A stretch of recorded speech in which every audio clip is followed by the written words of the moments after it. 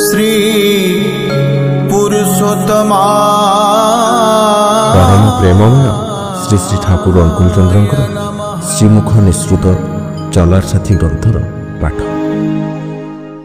दैव और पुरुषकार सहज वैशिष्ट्य समृद्ध संस्कार जहा नहीं मनीष जन्म ग्रहण करे एवं जहा फल पारिपार्श्विक ताहाकु जेपरि भाव ग्रहण करे ताहा ही दैव एवं पुरुषकार एही वैशिष्ट्य निहित क्षमता जहा मनीष को प्रकृत करी प्रकृति और पारिपार्श्विक चालना करे।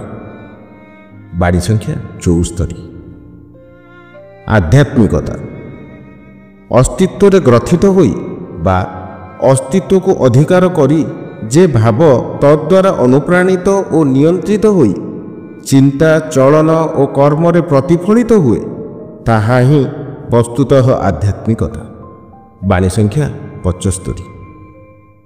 कर्म प्रेरणार अनुपूरण रे आध्यात्मिकता जेउठारे आध्यात्मिकता अर्थात सत्ता बा जीवन को भित्ति करी किछि नाही अथच कर्म प्राणता अछि ताहा जेपरि काहारी को हेले प्रतिष्ठा और सार्थक करे नाही सेहीपरि आध्यात्मिकता अछि अथच कर्म प्रेरणा नाही ताहा मध्य काहाकू धन्य बा नंदित करे नाही। बाणी संख्या 76। ब्रह्म दर्शन निजर बोधरे व्यष्टि और समष्टि सह जदि व्यष्टि और समष्टि को निजर बोधरे पकाई न जानी पारिल तेबे तुमर ब्रह्म दर्शन मस्तिष्क विकार छड़ा आउ किछि नुहे। बाणी संख्या 77। जोग कौनसी किछिरे युक्त बा आसक्त हेबाकु ही तत् विषयक जोग कुहा जाए तेणु विषयानुक्रमे ही जोगर मध्य व्यवस्था और फलाफल निर्भर करे। बाणी संख्या 78। जोग और संन्यास जहाँकर समस्त संकल्प किछि बा काहाठारे न्यस्त होई अछि अर्थात समस्त संकल्प कर्म को नियंत्रित करी किछि बा काहारी भी जीवन और वर्धन को उच्छल करी देउछि से ही जोगी से ही सन्यासी। बाणी संख्या 79। ऋषि जे वृत्ति गुड़िक मध्य गमन करी अर्थात वृत्ति गुड़िक जानी सेमानंकर समावेश और समाधान करी एकरे सार्थक करी तोड़ी निजर मन को त्राण करिछंती से ही ऋषि तेणु ऋषय मंत्र द्रष्टा रह। बाणी संख्या 80। शांतरे ही असी मोर वास्तवता तुमे साकार परायण ही हुओ आउ निराकारवादी ही हुओ तुमर सद्गुरु बा आचार्य ठारे एकांत अनुरक्ति बा भक्ति सार्थक होई सही साकारत्व बा निराकारत्व ज्ञान और दर्शन रे तुमको तुमर बोधरे पकाई जदि उद्भासित न हुए अर्थात शांत जदि तुमर दर्शन रे वास्तव भावरे असीम और सीमाहरा होई ही फुटी न उठिला कल्पनार निरर्थक मुख विकृति तुमको कौनसी प्रकार छाड़देव नहीं ठीक जानी था। बाणी संख्या 81। भगवान वास्तवतारे न जानिबार कल्पनारे तुमे तुमर भगवान को मूर्त करने को चेष्टा करना व्यर्थतारे चिरावसन्न हेबार पथ सृष्टि करना जेउठारे तुमर सर्व और अधिकांश बुद्धि सार्थक हुए सेठारे तुमर प्रयोजन भल पाइबा भक्ति और प्रेम को नियोजित कर तुमर भगवान सेठारे ही तुमर बोधरे प्रकृत होई प्रकट हेबे जेपरि श्रीकृष्ण ठारे अर्जुनर भगवान भय नहीं भ्रांति तुमको विपथगामी करिपारिबो नहीं। बाणी संख्या 82। अभिज्ञतारा पारंपर्यरे अभिज्ञता दर्शन विज्ञान और सत्य पूर्ववर्ती को सार्थक करी ही समृद्धि अधिष्ठित हुए किंतु निरर्थकता बा अपलाप आनी सेगुड़ी लिभाई दे संचित ज्ञान को अपदस्थ करे नहीं। बाणी संख्या 83। पूर्वतन प्रति अश्रद्धा और अकृतज्ञता जी पूर्वतन द्रष्टा प्रेरित बा इष्टगण को अस्वीकार बा ताच्छिल्य करी ନିଜର ମତ ବା ଦର୍ଶନକୁ ପ୍ରତିଷ୍ଠା କରିବାକୁ ଚାହାନ୍ତି, କିନ୍ତୁ ଅବନତ ମସ୍ତକରେ ସେମାନଙ୍କୁ ଗ୍ରହଣ କରି ଅଜ୍ଞାନତା ସମୟ ଭିତରେ ଦେଇ ସେମାନଙ୍କର ଉକ୍ତିଗୁଡ଼ିକର ଯେ ବିକୃତି ଘଟିଅଛି ତାହା ସଶ୍ରଦ୍ଧାରେ ସଂଶୋଧନ କରି ଅଧିକନ୍ତୁ ସେହି ସଂଶୋଧନ ଉପରେ ତାହାର ସମୟୋଚିତ ପରିପୂରଣ ଓ ପରିପୁଷ୍ଟି ଆଣି ସହଜ ଉନ୍ନତ ଓ ପ୍ରାଞ୍ଜଳ କରିବାକୁ ପ୍ରୟାସୀ ନ ହୋଇ ଅସ୍ତୁତି ଓ ଅପଳାପ କରି ତାହାକୁ ଏକାବେଳକେ ବ୍ୟର୍ଥ କରିବାକୁ ବଦ୍ଧପରିକର ତାହାଙ୍କୁ ସନ୍ଦେହ କର। କାରଣ ଏହା ଠିକ୍ ଯେ ପୂର୍ବତନଙ୍କର ନିଶ୍ଚୟୋକ୍ତିକୁ ଅବଲମ୍ବନ କରି ହିଁ ପରବର୍ତ୍ତୀ ଯାହା କହୁଛନ୍ତି ବା କରୁଛନ୍ତି ତାହାର ଅଭ୍ୟୁଦୟ।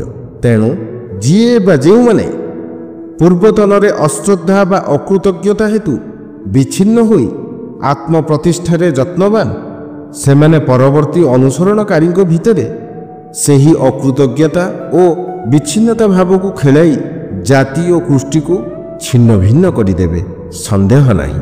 ତେଣୁ କହୁଛି ସାବଧାନ ହେବାକୁ ଦ୍ୱିଧା କରନା। ବାଣୀ ସଂଖ୍ୟା 84।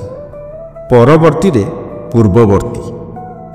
ଯେଉଁଠାରେ ପରବର୍ତ୍ତୀ ପୂର୍ବବର୍ତ୍ତୀଙ୍କୁ ପ୍ରତିଷ୍ଠା କରି ତାହାଙ୍କ ଉତ୍କର୍ଷରେ ଅନୁପ୍ରେରିତ, ଠିକ୍ ବୁଝ, ଏହି ସେହି ପ୍ରେରଣା ଯାହା ପୂର୍ବବର୍ତ୍ତୀଙ୍କର ସଂଘଟନ ଘଟାଇଥିଲା।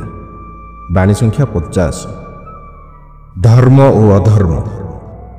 ଧର୍ମ ମାନେ ତାହା ହିଁ ଯାହାକି ଅସ୍ତିତ୍ୱ ଓ ବୃଦ୍ଧି ପାଇବାକୁ ଜୀବନ, ଯଶ ଓ ଉନ୍ନତି ପ୍ରବଣତାର ସହିତ ଏକତାନରେ ବାନ୍ଧି ଧରି ରଖି ଅମୃତକୁ ଆଲିଙ୍ଗନ କରାଏ ଏବଂ ଯାହା ଏଗୁଡ଼ିକର ଅପଳାପ ଘଟାଇ ସଂକୋଚ, ଅବସନ୍ନତା ଓ ଅଧପତନର ପଥରେ ନେଇ ମରଣକୁ ସ୍ପର୍ଶ କରାଇ ଦିଏ, ତାହାକୁ ହିଁ ଅଧର୍ମ କୁହାଯାଏ।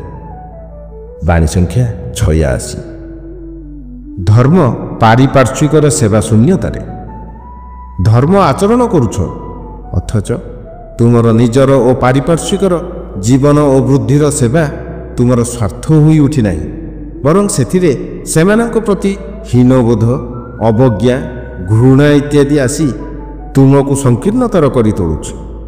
ନିଶ୍ଚୟ ବୁଝ, ତୁମେ ଧର୍ମକୁ ମୋଟେ ହିଁ ଆମନ୍ତ୍ରଣ କରିନାହଁ, ପୂଜା କରିଛ ସଂକୀର୍ଣ୍ଣତାକୁ, ଅହଂକୁ, ଅବଜ୍ଞାକୁ ଏବଂ ବିବର୍ତ୍ତନରେ ପାଉଛ ମଧ୍ୟ ତାହା ହିଁ। ବାଣୀ ସଂଖ୍ୟା 87। ଇଷ୍ଟନିଷ୍ଠାରେ ପାରିପାର୍ଶ୍ୱିକରେ ସହଜୋଚ୍ଛିତ ଯାଜନ।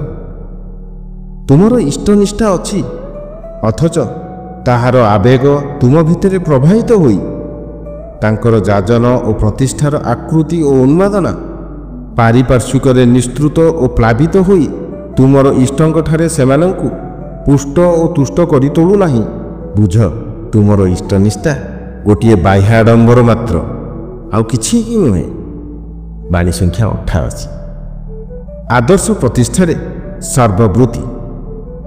ଆଦର୍ଶ ତୁମର ପିତା, ଆଦର୍ଶ ତୁମର ପାଳକ, ଆଦର୍ଶ ତୁମର ସ୍ରଷ୍ଟା, ଆଦର୍ଶ ତୁମର ଚାଳକ, ଆଦର୍ଶ ତୁମର ପ୍ରିୟତମ। ଧୀମାନ ସର୍ବପ୍ରକାରେ ହିଁ ତୁମ ଆଦର୍ଶର ହୋଇଥାଅ ଏବଂ ତୁମର ଏକମାତ୍ର ପ୍ରଚେଷ୍ଟା ହିଁ ଯେପରି ଥାଏ ତୁମ ଜଗତରେ ଯେପରି ତାହାଙ୍କୁ ସର୍ବପ୍ରକାରେ ପ୍ରତିଷ୍ଠା କରି ସାର୍ଥକତାରେ ଉଦ୍ଦୀପ୍ତ ହୋଇ ଅମୃତକୁ ଆଲିଙ୍ଗନ କରିପାରେ। ତୁମର ଭଲ ମନ୍ଦ ଯେତେ ହିଁ ବୃତ୍ତି ଥାଉ ନା କାହିଁକି, ସକଳ ବୃତ୍ତିରେ ହିଁ ଯେପରି ତୁମର ଆଦର୍ଶ ସମ୍ୟକ୍ ଭାବରେ ଅନୁପ୍ରବିଷ୍ଟ ହୁଅନ୍ତି। ତୁମେ କେବେ ହେଲେ ତାଙ୍କଠାରୁ ନିଜକୁ ଫେରାଇ କାମ କାଞ୍ଚନରେ ଉନ୍ନତ ହୋଇ ଆତ୍ମଦାନ କରି ଅମୃତ, ଉନ୍ନତି ଓ ଜୀବନକୁ ଅପଘାତରେ ଅବମାନନା କରନା। ଜାଗ୍ରତ ଥାଅ। ବାଣୀ ସଂଖ୍ୟା 89। ସହାନୁଭୂତିର ଫାନ୍ଦ। କାହାରି ପ୍ରତି ସେବା ଓ ସହାନୁଭୂତି ପରବଶ ହୋଇ ଆଦର୍ଶ ପ୍ରତି ପ୍ରଣୟ ଓ ପ୍ରୟାସ ବିହୀନ ହୁଅ ନା।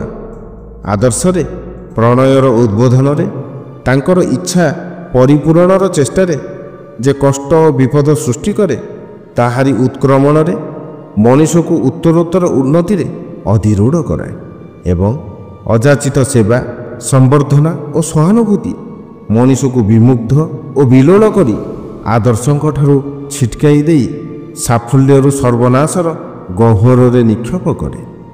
ଏପରି ଅଜ୍ଞତାଠାରୁ ସର୍ବଦା ଦୂରରେ ଥାଅ। ଅବସନ୍ନତାର ଲୋକଚକ୍ଷୁ ତୁମକୁ ବିବଶ କରି ତୋଳିବ ନାହିଁ। ବାଣୀ ସଂଖ୍ୟା 90। ଜୟଗୁରୁ। ଶ୍ରୀ ଶ୍ରୀ ଠାକୁର ଅନୁକୂଳ ଚନ୍ଦ୍ରଙ୍କର ଶ୍ରୀମୁଖ ନିଶ୍ଚିତ ଚଲାର ସାଥୀ ଗ୍ରନ୍ଥ ପାଠର ଏହା 4ର୍ଥତମ ଅଧ୍ୟାୟ। ତା ସହିତ ଆମର ସତ୍ୟାନୁସରଣ କମ୍ୟୁନିଟି, ଯାହାକି ଫେସବୁକ୍ର ଏକ ଗ୍ରୁପ୍ ଅଟେ, ସେଥିରେ ଆପଣ ଯୋଗ ଦେଇ ଶ୍ରୀ ଶ୍ରୀ ଠାକୁରଙ୍କର ଶ୍ରୀହସ୍ତ ଲିଖିତ ପବିତ୍ର ସତ୍ୟାନୁସରଣ ଗ୍ରନ୍ଥର ଆଲୋଚନାରେ ଭାଗ ନେବାକୁ ଆପଣଙ୍କୁ ଅନୁରୋଧ। ସର୍ବେ ଭବନ୍ତୁ ସୁଖିନା, ସର୍ବେ ସନ୍ତୁ ନିରାମୟା, ସର୍ବେ ଭଦ୍ରାଣୀ ପଶ୍ୟନ୍ତୁ, ମା କଶ୍ଚିତ୍ ଦୁଃଖ ଭାଗ ଭବେତ୍।